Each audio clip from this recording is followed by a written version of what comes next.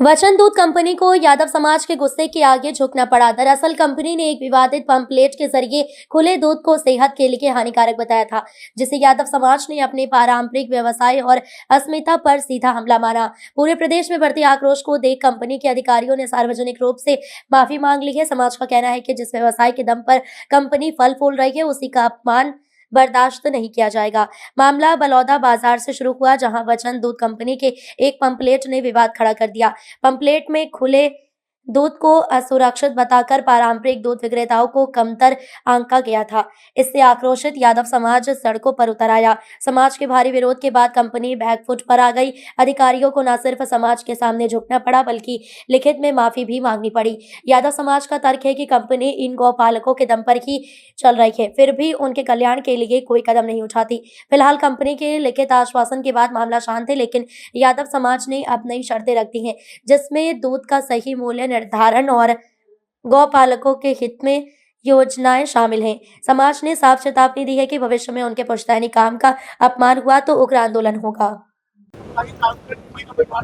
आज से एक हफ्ता पहले वचन कंपनी द्वारा जो किसानों के और हमारे दूध के खिलाफ जो पम्पलेट छपवाया था, जिसके विरोध में कल भाटापारा में विशाल रैली हुई, उस विशाल रैली से डर कर कंपनी ने रात को या सुबह प्रस्ताव हमारे अध्यक्ष से प्रस्ताव भेजा कि भाई मैं सार्वजनिक रूप से माफ़ी मांगने के लिए हम तैयार हैं और आप हमारी एक बैठक समाज के साथ, पत्रकारों के साथ करा दीजिए। हम लोगों ने आज यहाँ के पत्रकारों को, सोशल मीडिया को भी और इलेक्ट्रॉनिक मीडिया को भी और प्रिंट मीडिया को भी सूचना दी थी और आज सभी लोगों के यहाँ आमंत्रित किया गया था और उनके सामने हम लोगों ने बात रखी। पूरे समाज के जितने लोग थे, 100-150 जो प्रमुख लेख थे, उन लोगों को बुला करके, बिठा करके आमने सामने बात हुई।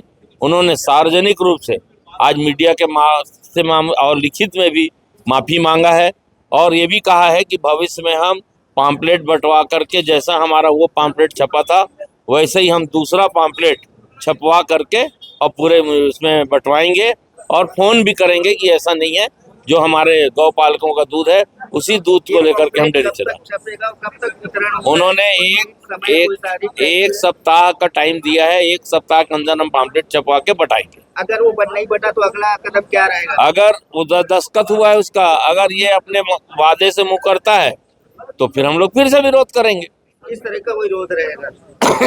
अब वो बैठक करके निर्णय लेंगे, इससे डबल रहेगा। यादव समाज के द्वारा आज बैठक हुई गई, क्या कारण और किस मुद्दे को लेकर ये बैठक हुई, जानेंगे आपसे।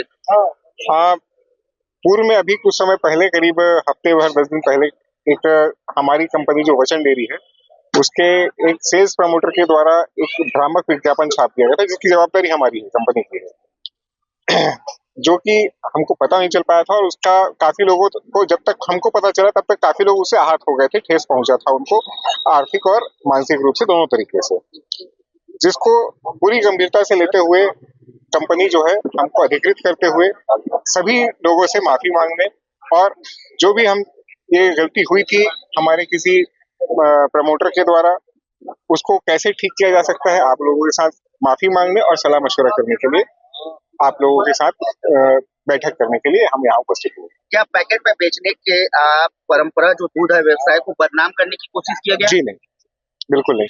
अभी जो खराब पनीर वगैरह जो बिक रहा है, उसको लेकर कंपनी के द्वारा पहल किया गया था प्रमोटर से कि भाई लोग जो खराब पनीर बिक रहा है उससे दो तरह से नुकसान हो रहा है। एक तो जो खाने वाले हैं उनको, और जो दूध वाले हैं उनको, क्योंकि नकली पनीर तो बगैर दूध के बन जाता है या कम दूध से मिला के बना दिया जाता है।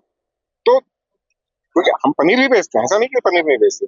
तो उसकी वजह से लोगों में ये जागरूकता पैदा करें कि ये जो नकली दूध पदार्थ वगैरह जो मार्केट में उपलब्ध हो रहे हैं, उसके अगेंस्ट हमको प्रचार करने के लिए हम प्रमोटर को बोले थे, इसको उसने दूसरे वे में मॉडिफाई कर डाला। ठीक है, लेकिन जो गौपालकों के द्वारा जो दूध निकाला जाता है वो सही नहीं है कि आप के द्वारा जो मशीन से प्रक्रिया करके जो दूध निकाला जाता है कि वो सही है? देखिए, क्या इसमें ये बात समझाइए कि पौष्टिक किसमें है? देखिए, दूध तो थन से निकल रहा है, चाहे मिल्किंग मशीन हो चाहे हाथ से निकाला जाए। जिसके पास मवेशियों की संख्या ज्यादा है वो कई बार हाथ से नहीं निकाल पाते हो, मशीन से निकालते हैं, लेकिन दूध वही है। तो उसमें गुणवत्ता में कोई परिवर्तन नहीं आता, चाहे आप हाथ से निकालें चाहे मशीन से निकालें। क्या आपकी कंपनी द्वारा दूध मुख्य सोर्स जो है छत्तीसगढ़ में गौ पालकों के द्वारा जो है आपके सीएसआर के मत से इस पालकों को कोई हित में कभी कुछ काम किए हैं? जी हाँ, उसमें पहले भी किया गया और अभी क्या आगे किया गया है? उसमें क्या कहते हैं, एनिमल मतलब जो मवेशी है वो दिया गया था, तो कंसेशन में दिया गया था। यहाँ नहीं, मेरे हाथ नहीं हो पाएगा उस समय। इन गौ सेवकों को कितना लाभ मिलता है आप लोगों के सीएसआर द्वारा अभी तक का, और कब से ये कंपनी आपकी यहाँ छत्तीसगढ़ में खुली है, ये जानेंगे आपसे। ये 2014 से कंपनी खुली है, लेकिन जो किसानों से जो दूध खरीदी का कार्य चालू हुआ है वो 2016 से चालू हुआ है। उसका स्वाभाविक है कुछ ना कुछ, क्योंकि मैं उस समय के उसमें नहीं था, तो मैं वो फिगर नहीं बता पाऊंगा कि कितना। रिकॉर्ड तो रहता है। हाँ, रिकॉर्ड रहता है, वही बोल रहा तो आपको जानकारी नहीं है, यानी कि आप रिकॉर्ड मेंटेन नहीं करते। हूँ। रिकॉर्ड मेंटेन है, मैं उसे अपडेट नहीं हो पाया हूँ, ये रिकॉर्ड तो मेंटेन है। आप अपना परिचय देखिए। मैं गौरव मिश्रा, जो मिल्क प्रोक्योरमेंट है दूध खरीदी विभाग का प्रमुख हूँ।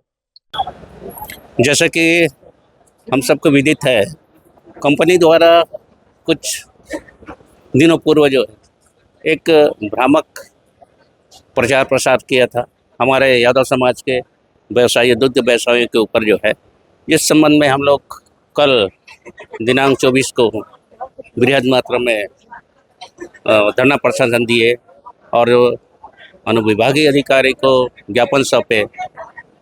इसी तारतम्य में आज कंपनी वालों ने यहाँ पर आकर जो है अपना जो भी गलती किए थे उस पर क्षमा प्रार्थी किए हैं, क्षमा मांगे हैं और भविष्य में ऐसा नहीं करने का आश्वासन दिए। आप